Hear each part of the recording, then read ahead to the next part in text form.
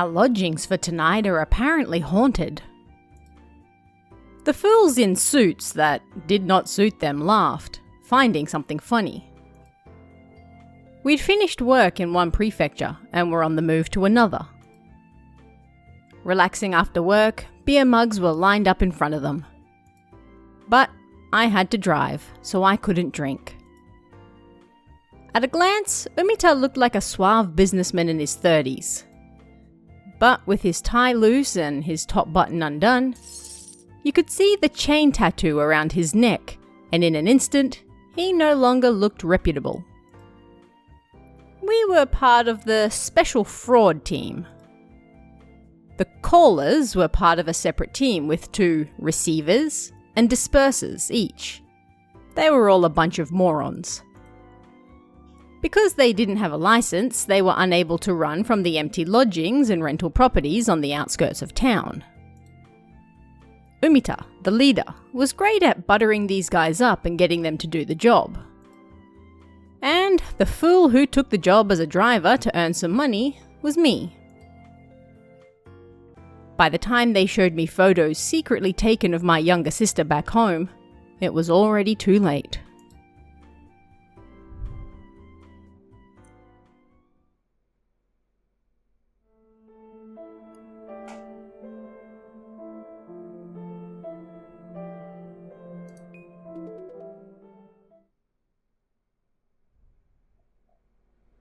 I've stayed in these problematic properties quite a few times.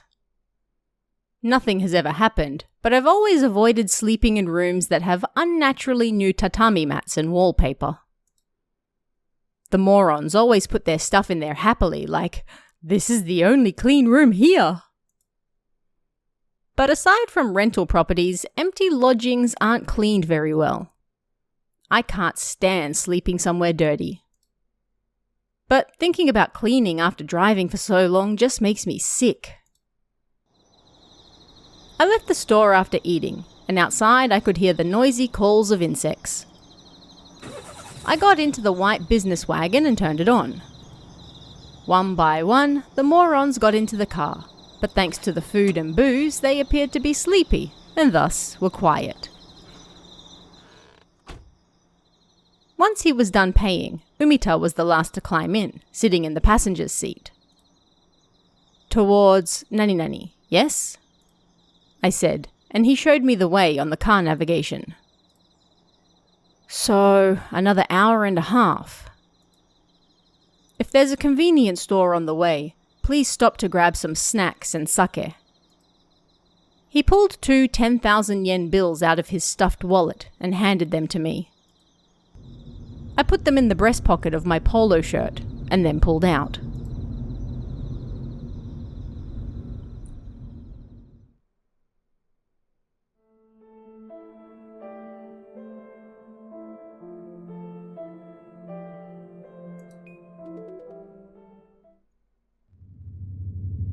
After dropping by the convenience store, I continued down the night road.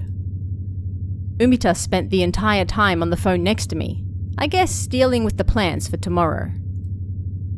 I left the dark prefectural highway and entered an even darker forest road. The road was unpaved, but finally, I saw the new colours of a wooden house in the headlights.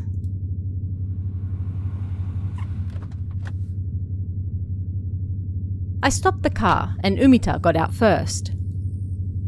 He unlocked the door and went inside. He turned the front light on, and then I saw his face through the window. "Everything's fine. Come on in." I was waiting for his word, and leaving the headlights on, I turned the car off. "Are we here already?" One of the morons woke up. I went around to the back of the car and got my luggage and cleaning goods. "I bought sake and snacks, so you guys bring them in." Cheers came from the back seat. I looked at the house again to check. It was a rather modern design that a newlywed couple might enjoy. For some reason, my eyes moved to the dark forest behind the house. I couldn't help but feel like something was lurking out there,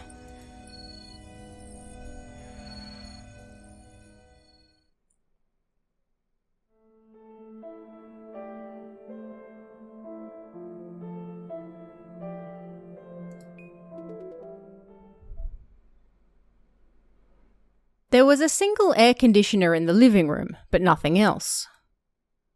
There was electricity and water, however, and our phones worked too.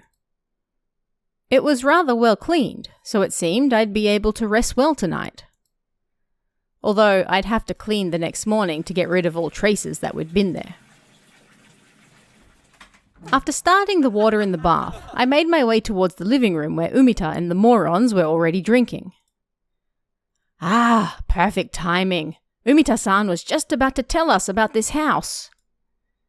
Everyone's faces were red, although Umita still looked the same. I'd never once seen him drunk. Perhaps he'd always been strong, but Umita was this team's leader.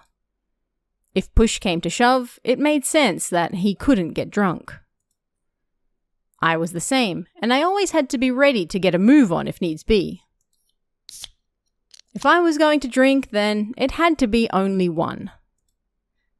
With a low malt beer and bag of snacks, I sat by the entrance and waited for Umita to start his story.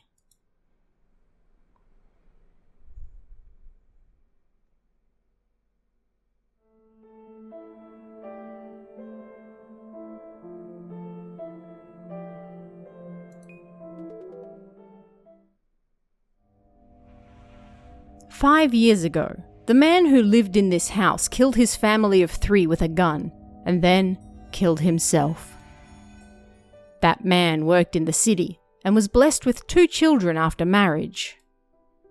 The man's father, who ran a lumber mill nearby, built this house for his son and called him back from the city so he could take over the family business. They were apparently a happy family. In the end, nobody knows what caused that to change. All we do know is that 5 years ago, one Sunday morning in October, something happened. The mother, alongside her kindergarten-aged son and elementary school-aged daughter, ran into the forest. Umita pointed towards the rear of the house. First, the boy. Then, the mother. And finally, the daughter was shot. The man returned to the house, got in his work car, put the muzzle to his mouth, and then...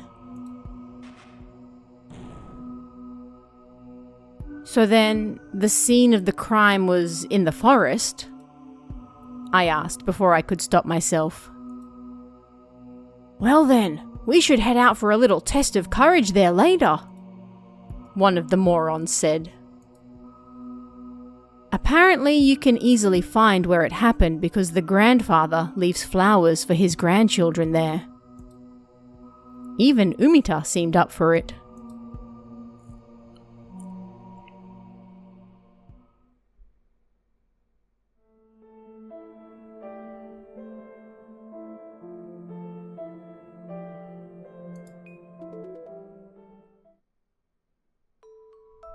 At that moment, I heard an electronic noise alerting us that the bath water had heated.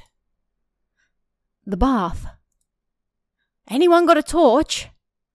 If not, we should be fine with the phone lights. Nobody was listening to me. When I was done with my beer, I made my way towards the bathroom. After soaking in the bath used by the dead family, nobody was there. I opened the window, and I could hear voices and laughter amongst the numerous bugs. We were in a house in the middle of nowhere, so it wasn't like there'd be any noise complaints. All at once, I was overcome with weariness and feeling a little drunk. I closed the window and laid down. Was it because I heard that story before going to bed? I had a dream. I could hear a scream mixed in with the cries of all the insects, but also groans and someone crying. It sounded just like those morons. What on earth were they doing? And what was Umita up to? Next thing I knew, the insects had fallen quiet. I opened my eyes. The forest was dark and silent. Large trees were leaning over as well. I could smell grass and dirt. And for a moment, I thought I could smell rust too.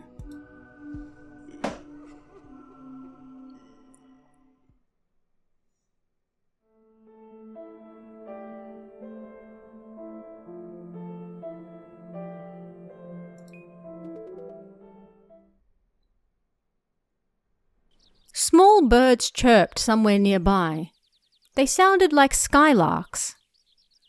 It was like two birds having a conversation in the forest at night. The cries got closer, and I could hear wings as well. They were nearby, flying. The wings sounded much larger than I expected. It was dark, so I couldn't see very well, but I looked up. Angels? I could see the heads of tiny children with wings, like those you often saw in religious images or on Western buildings. A cherub. 2 of them. Their sparkling white skin looked healthy in the darkness, and their happy smiles were adorable. The wings spread out behind their heads looked like black hair, but they were wings, right? They're, angels, I muttered, and the angels laughed like birds singing. They seemed happy. I smiled at them too. Ah, what a nice dream, I thought, and closed my eyes.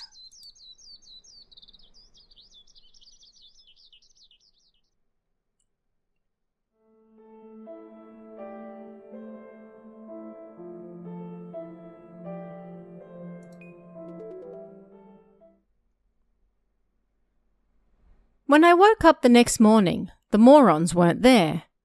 There was also no luggage. I made my way to the next town alone with Umita. You can get out here. He dropped me off in a back alley and handed me my payment, just like the Help Wanted ad said I'd receive. We part ways here. You've been a great help, and I'd honestly like to keep you around a little longer. He smiled amicably at me from the driver's seat.